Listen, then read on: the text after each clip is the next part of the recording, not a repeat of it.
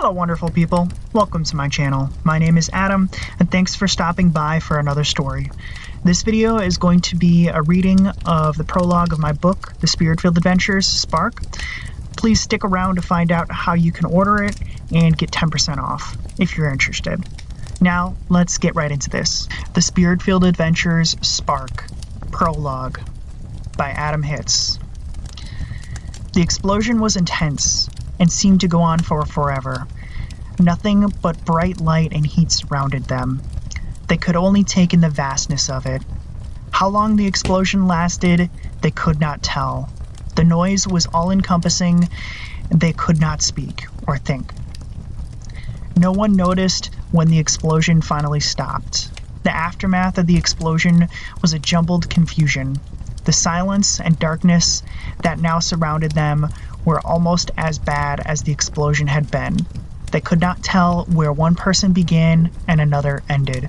I was the first to reform back to myself. At first, I could not remember anything before the explosion, not even who I was. Then I was filled with life again as I started to remember. Something important had happened. But what? That was it. We were not where we had been. This new place was strange. It felt devoid of life and happiness, completely empty of everything but thought. I tried to move but could not. Then a sickening realization struck me. My body was gone. Was I dead? Was this place hell? It sure felt like it. I only felt hate and sadness around me. The memory of before was warped and twisted. Nothing could be learned from it. It was fading away. I was scared of not knowing. I wished desperately for someone to help me. The despair kept growing around me. Then I realized that it was coming from the others. I could feel them reforming around me. Their confused thoughts zoomed around at impossible speeds. There were so many of them. All of their bodies were gone too. This all started to feel familiar. But why? I remembered now. I had been fighting. But why? Had I been fighting the others around me? No. They were with me. For some reason I knew that. We were on the same team. Something told me that I was their leader. Why were we fighting? The answer never came. All I knew was that we had lost. We had been destroyed. Why were we not dead, though? This place should not be real. And yet, here we were. I felt the need to know something. I asked those now reformed around me, how many did we lose? There should be more of us here. But we are so few in number now. Someone tried to respond to my question. We are dead. No, it's something else. What are we?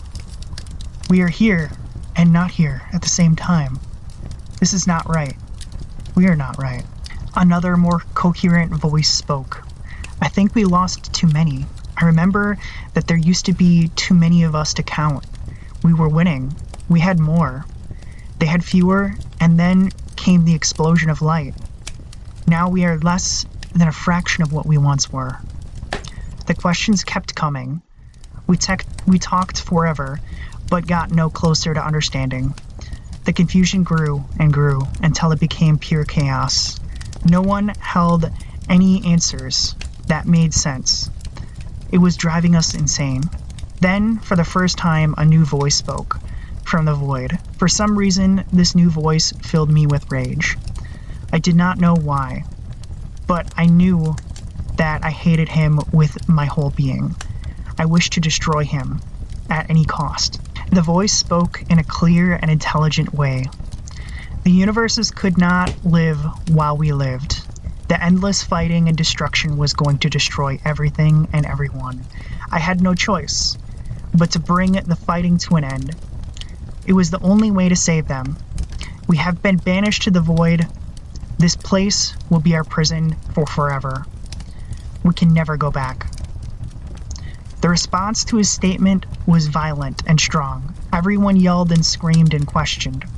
There was no control left to us. All hope was lost, and he was to blame. No one could explain why, but we could all feel it. We all thought of him as our betrayer. He was the wisest and the evilest one among us. I shouted above all the chaos.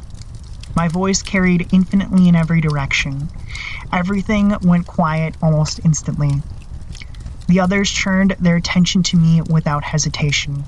I was their leader through and through. My word was the law.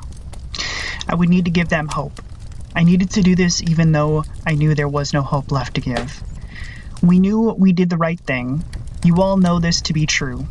We may not know what we did, but I feel deep down that it was the right thing to do. I paused to let that sink in. Then I said the thing that they all wanted to hear, but were afraid to hear.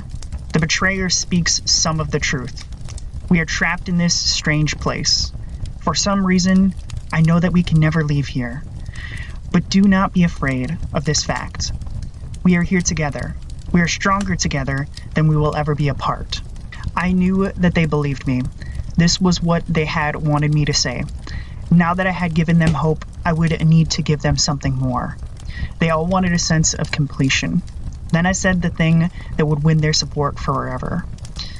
We have suffered more than anyone in existence, and lost more than anyone ever should. I can feel deep down that our cause was just, but the others could not understand this. The betrayer and his friends who did not cross over are the true evil ones. They destroyed our bodies and cast us into this void. Our suffering will be theirs too. We will make them pay. Let us make our hatred and despair forever permeate the universe. They shall suffer fates worse than ours. The reek of their suffering will nourish us and sustain us. We may be gone from the universe, but we will know revenge. Everyone exploded with excitement and happiness. All was not lost after all. They would make the others regret what they had done. Only one person among them was not happy. The one now known as the betrayer. Without drawing attention to himself, he slowly moved away from the others. He knew that their hatred would spread among the worlds. War would be the only result of that hatred. He had tried to prevent this once already, but it would seem that the universes were destined to burn with their hatred after all. They would cause untold amounts of suffering for all life. There was only one thing left to do now. He would need to share what was left of his happiness with the universes. They would need all the hope that they could get. The happiness left him, and he felt cold and alone. The betrayer felt only sadness and regret. He was sad that he would never feel happy again. His deepest regret was having so much blood on his hands. So many had died by his hand. He could never forgive himself for what he had done to all of those people.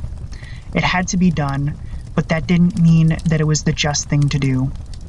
He shrank under the weight of his sadness and wept for all eternity.